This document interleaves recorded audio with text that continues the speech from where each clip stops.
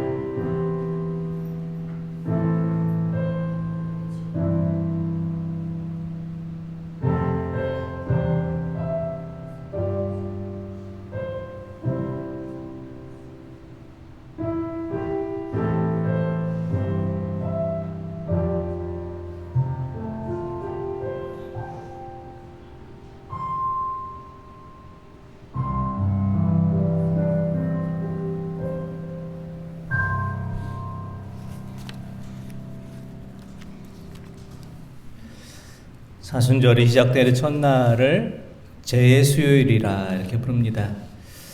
초대교회 성도들은 종려나무 가지를 태우고 남은 재를 이마에 십자가를 그려놓고 회개하는 마음으로 사순절을 시작하였습니다.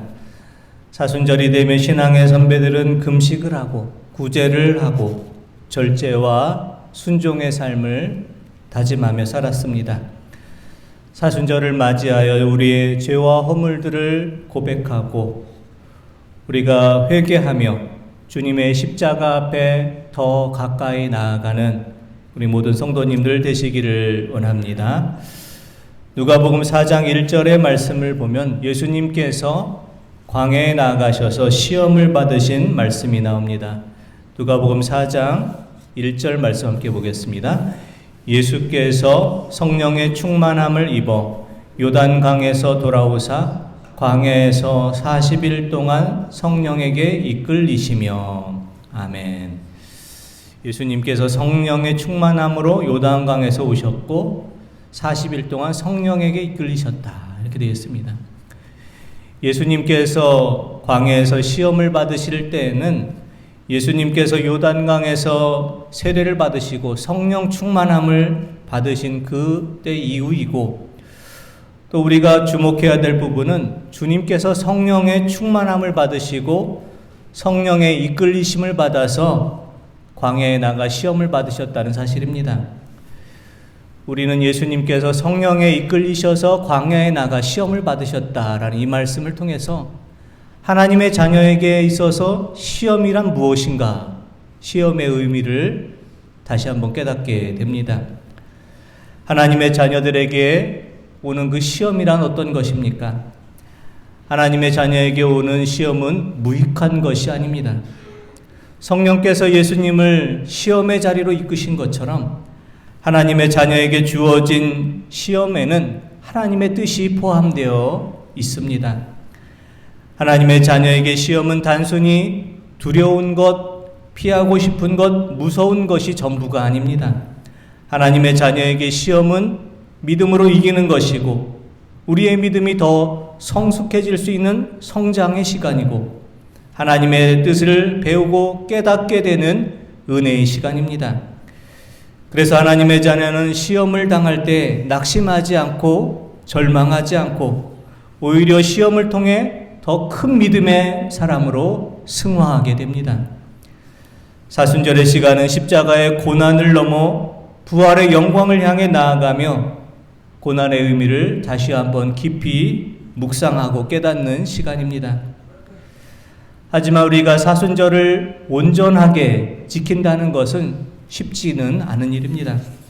사순절을 보내는 동안 우리는 하고 싶은 일을 절제하고 즐겨하는 일을 금하고 주님의 고난에 조금이라도 동참하기 위해서 애쓰며 살게 되기 때문입니다. 하지만 사순절의 시간을 우리가 잘 준비하면서 주님의 십자가의 죽음을 묵상하면서 지나게 될 때에는 우리의 믿음이 그만큼 더 성장할 수 있게 됩니다. 사순절의 시간 동안 말씀과 기도로 하나님을 더 깊이 만나시고 하나님의 사람으로 거듭나시며 하나님의 사람으로 거룩히 준비되어 더 성숙한 믿음으로 나아가실 수 있는 우리 모든 성도님들 되시기를 원합니다. 성령에 의해 광야에 나아가신 예수님께서는 마귀에게 3가지 시험을 받으셨습니다. 예수님에게 주어진 첫 번째 시험은 돌이 떡이 되게 하라 라는 시험입니다. 누가복음 4장 3절의 말씀 보겠습니다. 마귀가 이르되 내가 만일 하나님의 아들이거든 이 돌들에게 명하여 떡이 되게 하라. 아멘. 굶주림이라는 것은 사람에게 있어서 가장 원초적인 가장 연약한 부분입니다. 더구나 마귀에게 시험을 받기 전 예수님께서는 40일 동안을 금식하여 기도한 그런 상황이었습니다. 예수님께서는 돌을 떡으로 만들 수 있는 그 능력도 가지신 분이셨습니다. 하지만 주님께서는 주님을 시험하는 마귀를 향해서 이와 같이 말씀하십니다. 누가복음 4장 4절의 말씀입니다. 예수께서 대답하시되 기록된 바 사람이 떡으로만 살 것이 아니라 하였느니라. 아멘. 사람이 떡으로만 살 것이 아니니라. 우리가 살아가기 위해서 떡은 필요합니다. 일용할 양식이 우리에게 있어야 하지만 그보다 먼저 하나님의 말씀이 있어야 합니다. 우리가 살아가기 위해서 일용할 양식이 필요하지만 하나님의 사람은 먼저 하나님의 말씀을 더 사모하면서 살아가야 합니다. 세상의 물질보다 하나님의 말씀이 먼저 있어야 함을 우리가 기억하며 하나님의 말씀을 더 많이 사모하시며 하나님의 말씀을 꼭 붙잡고 믿음으로 승리하며 하나님 말씀 중심으로 살아가시는 우리 모든 성도님들 되시기를 원합니다. 예수님에게 주어진 마귀의 2번째 시험은 권력에 대한 시험이었습니다. 누가복음 4장 5절에서 8절의 말씀 함께 보겠습니다. 마귀가 또 예수를 이끌고 올라가서 순식간에 천하만국을 보이며 이르되 이 모든 권위와 그 영광을 내가 네게 주리라. 이것은 내게 넘겨준 것이므로 내가 원하는 자에게 주노라. 그러므로 네가 만일 내게 절하면 다 내 것이 되리라. 예수께서 대답하여 이르시되 기록된 바 주 너의 하나님께 경배하고 다만 그를 섬기라 하였느니라. 아멘.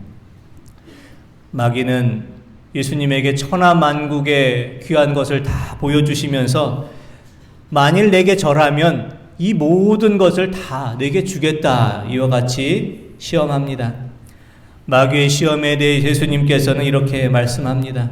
주 너의 하나님께 경배하고 다만 그를 섬길지라. 마귀는 오늘도 하나님의 자녀들을 이와 같이 시험합니다. 세상의 권력에 한 번만 고개를 숙이고 세상의 잘못된 권력을 모른 척하고 세상의 고통에 눈을 감고 살아가면 너 혼자만 충분히 누릴 수 있는 행복을 너에게 주겠다. 우리를 이와 같이 시험합니다. 사순절은 우리가 세상 속에서 어떻게 하나님의 자녀로 살아갈 수 있는지를 믿음으로 증명해 보이는 시간입니다. 사순절의 시간을 통해서 진정 우리는 어디에 속한 사람인지를 다시 한번 확인해 볼 수 있기를 원합니다. 지금 우리는 세상 속에서 살고 있지만 세상에 속한 세상의 사람이 아니라, 세상의 법칙과 원리를 따르는 세상의 사람이 아니라 하늘에 속한 하나님의 뜻과 하나님의 말씀을 따르는 하나님의 사람인 것을 우리가 기억하며 살아갈 수 있기를 원합니다.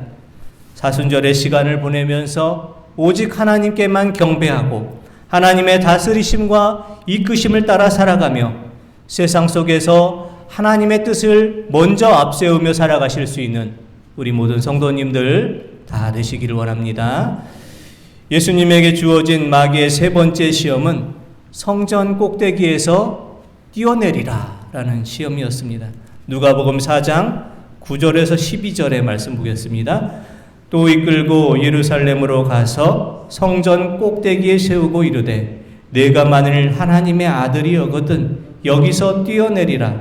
기록되었으되 하나님이 너를 위하여 그 사자들을 명하사 너를 지키게 하시리라 하였고 또한 그들이 손으로 너를 받들어 내 발이 돌에 부딪히지 않게 하시리라 하였느니라. 예수께서 대답하여 이르시되 주 너의 하나님을 시험하지 말라 하였느니라.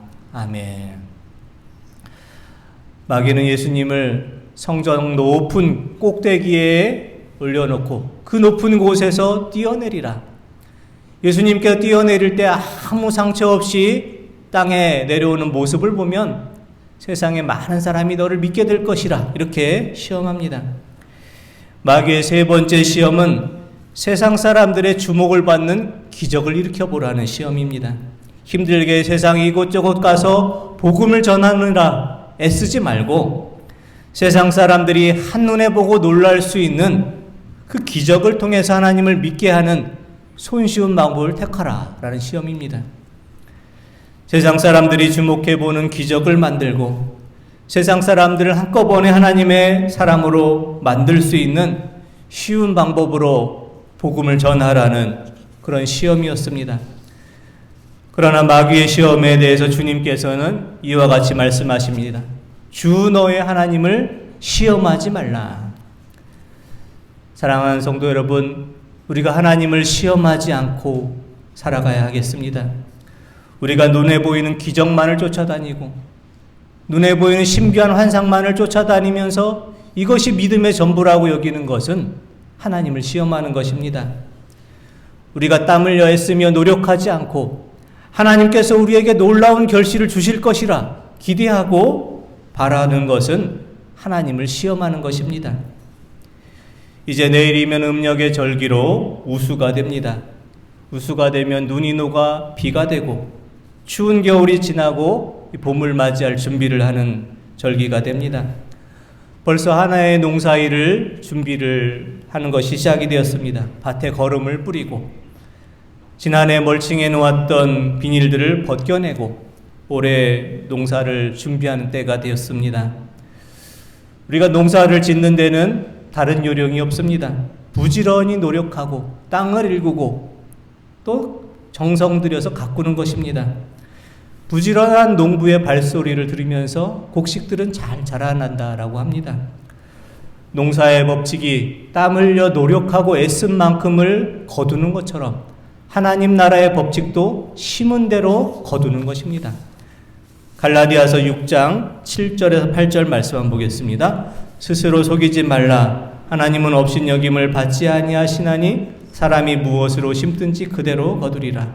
자기의 육체를 위하여 심는 자는 육체로부터 썩어질 것을 거두고 성령을 위해 심는 자는 성령으로부터 영생을 거두리라.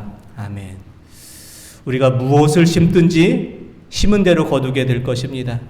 육체를 위해서 심는 자, 육체만을 위해서 사는 자, 그는 썩어질 육체의 것만을 거둘 것이지만 성령을 위해서 심는 자, 성령을 위해서 애쓰며 살아가는 자는 성령으로부터 영생의 열매를 거두게 됩니다. 오늘 마귀는 우리에게 노력하지 않고 애쓰지 않고 손쉬운 기적을 통해 세상의 요령을 통해서 한꺼번에 많은 것을 거두라고 우리를 유혹합니다. 사순절의 시간을 살아가시며 하루하루 성실하게 믿음의 씨를 뿌리시고 말씀대로 행하며 성실하고 정직한 삶으로 풍성한 성령의 열매를 거두시는 우리 모든 성도님들 되시기를 원합니다. 오늘 본문 말씀에서 우리가 가장 주의 깊게 보아야 될 그 말씀은 13절 말씀입니다. 13절 말씀을 다시 한번 보겠습니다. 마귀가 모든 시험을 다 한 후에 얼마 동안 떠나니라. 아멘. 다른 번역 성경에서는 이 말씀을 이렇게 번역합니다. 마귀는 이렇게 여러 가지로 유혹해 본 끝에 다음 기회를 노리면서 예수를 떠나갔다. 이렇게 번역을 합니다. 마귀는 시험을 통해 예수님을 무너뜨리지 못했지만 다음 기회, 다음 사람을 노리면서 잠시 동안 떠났습니다. 이 말씀은 어떤 뜻을 의미합니까? 아직 마귀의 시험은 끝나지 않았다는 것을 말합니다. 예수님을 무너뜨리지 못한 그 마귀는 오늘 우리에게도 같은 시험을 주며 우리를 무너뜨리려고 할 것입니다. 사순절을 보내며 우리는 지금 마귀의 시험대 위에 올라와 있습니다. 주님께서 하나님의 말씀으로 마귀의 모든 유혹을 물리치신 것처럼 말씀 통해 마귀의 모든 시험을 물리치시기를 원합니다. 사람이 떡으로만 살 것이 아니라 하나님의 말씀을 앞세우며 살아야 할 것을 우리가 증거하며 살아가기를 원합니다. 세상 속에 살아가고 있지만 우리가 하나님께 속한 하나님의 사람임을 기억하며 하나님께만 경배하고 하나님의 뜻을 앞세우며 살아가기를 원합니다. 하나님을 시험하지 않고 하루하루 정직하고 성실한 믿음의 발걸음으로 거룩하고 구별된 삶을 살아가시기를 원합니다. 사순절 40일의 시간 동안 하나님의 말씀을 굳게 붙잡고 하나님의 말씀의 이끄심을 따라 살아가며 주님의 고난과 부활을 맞이하기 위한 거룩한 준비를 하실 수 있는 우리 모든 성도님들 되시기를 원합니다. 기도드리겠습니다. 하나님 아버지, 사순절 첫 번째 주일을 통해서 주님의 고난과 부활을